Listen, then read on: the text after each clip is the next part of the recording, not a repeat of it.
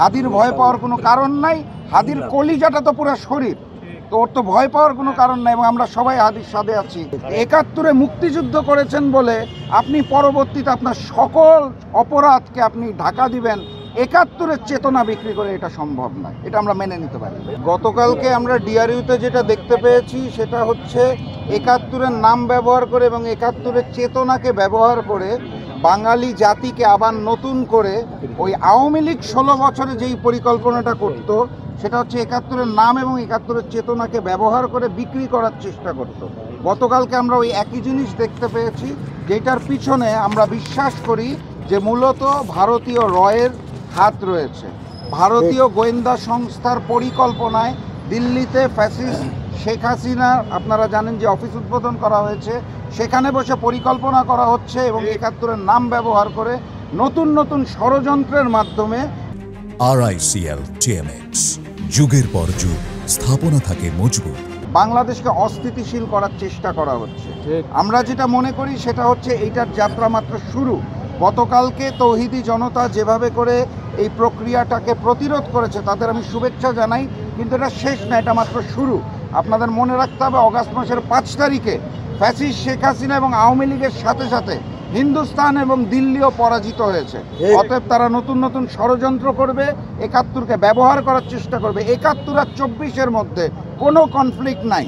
আমরা ৭১-কেও ধারণ করি, ২৪-কেও ধারণ করি এবং সেই জায়গাটার থেকে স্পষ্ট করে বলতে চাই, নতুন নতুন যে ষড়যন্ত্র হচ্ছে আমরা সকলে মিলে সেই ষড়যন্ত্র রুখে দিব ইনশাল্লাহ।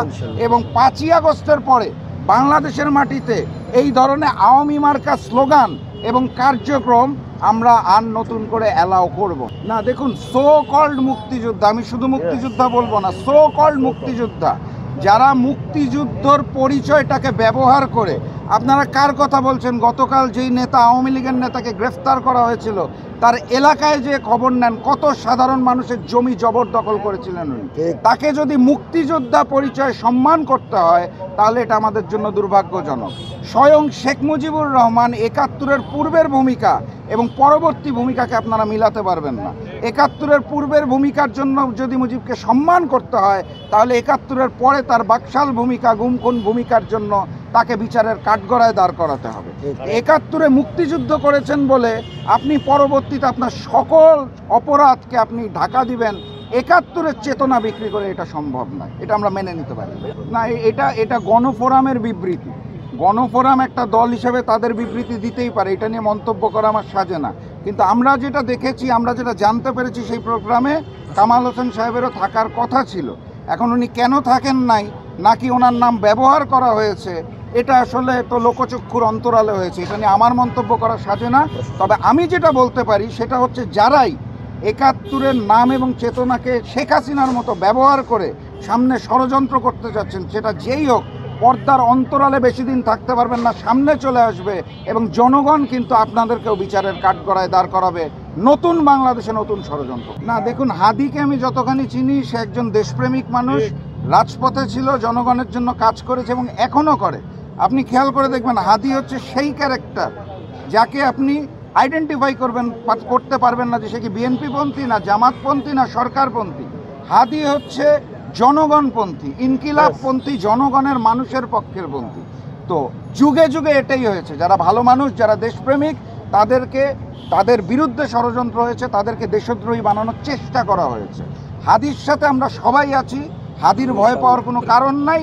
হাদির কলিজাটা তো পুরো শরীর, তো ওর তো ভয় পাওয়ার কোনো কারণ নাই এবং আমরা সবাই হাদির সাথে আছি। এত সহজে তাকে দেশদ্রোহী বানানো যাবে না, কারণ আমরা জানি হাদি একজন দেশপ্রেমিক মানুষ। আওয়ামী লীগ পুনর্বাসনের কোনো সুযোগ নেই। আওয়ামী লীগ একটা সন্ত্রাসী সংগঠন, যাদেরকে পুনর্বাসনের কোনো পরিকল্পনা যেটাই করা হবে তাকেই আমরা ষড়যন্ত্র হিসেবে উল্লেখ করব এবং সকলে মিলে সেটা প্রতিরোধ করব। আমি স্পষ্ট ভাষায় বলতে চাই, ৫ই আগস্টের পর বাংলার মাটি থেকে আওয়ামী লীগকে জনগণ চিরতরে নিষিদ্ধ করেছে। আনুষ্ঠানিকভাবে নিষিদ্ধ হোক বা না হোক, ভবিষ্যতে বাংলাদেশের মাটিতে আওয়ামী লীগের অপরাধ নীতি চিরতরে নিষিদ্ধ এবং আমরা মেনে নেব না কোনো অবস্থায়। বাক স্বাধীনতা বলতে আমরা কি বুঝি, এই জিনিসটাকে বুঝতে হবে। মব বলতে কি বুঝি সেটাও আমরা বুঝতে হবে। এখন আপনি আমার বাসায় ডাকাতি করতে আসবেন, খুন করতে আসবেন, ধর্ষণ করতে আসবেন, এলাকাবাসী আপনাকে প্রতিরোধ করলো, সেটাকে যদি আপনি মব বলেন তাহলে আমি সেটার সাথে একমত নই। Yes. গতকালকে যেটা হয়েছে সেটা বাক স্বাধীনতার প্রয়াস না, গতকাল যেটা হয়েছে সেটা ষড়যন্ত্রের অংশ। Yes. ষড়যন্ত্রকে রুখে দিলে সেটাকে মব বলে না, সেটাকে দেশপ্রেম বলে। Yes. আমাদের সংজ্ঞাগুলোকে একটু পরিবর্তন করার সময়। দেখুন এখানে দুইটা সংস্থার কার্যক্রম আছে। আপনি যেখানে হল বুক করতে যাচ্ছেন সেই প্রতিষ্ঠানকে সিদ্ধান্ত নিতে হবে একই সাথে সাথে আমাদের যে প্রশাসনিক অবস্থান আছে, যে প্রশাসনের বাহিনীগুলো আছে, তাদেরকেও খোঁজখবর রাখতে হবে কোথায় কোন অনুষ্ঠান হচ্ছে, এবং সেইভাবে করে যদি ষড়যন্ত্রমূলক অনুষ্ঠান হয় তাহলে সেগুলোকে বন্ধ করতে হবে এবং আইনের আওতায় আনতে হবে, নাহলে তারা বারবার সুযোগ পাবে এই ধরনের ষড়যন্ত্র। আমরা শুনেছিলাম